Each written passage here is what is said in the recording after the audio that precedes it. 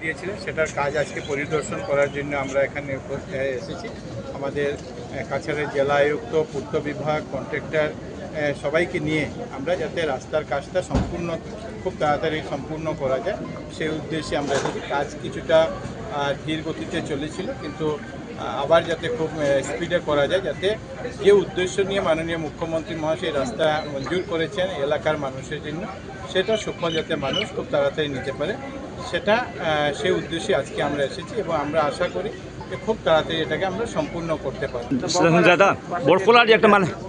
বিভিন্ন জায়গায় drain culvert ইত্যাদির অসুবিধা আছে, কিন্তু যে অসুবিধাগুলি আছে জনগণের সুবিধার জন্য সেই অসুবিধাগুলি যত তাড়াতাড়ি দূর করা যায়। দাদা, কাজে তো কিছু গড়িমসি হচ্ছে, একটা অভিযোগ উঠছে, বা আপনি যে বরাক উন্নয়নের মন্ত্রী আছেন, তারপরে মানুষ কিছু অসুবিধা ভোগ করছে, এরকম কিছু মানুষের যে অসুবিধাগুলি আছে সেই জনগণের অসুবিধাগুলি দেখার জন্য আজকে আমাদের আসা।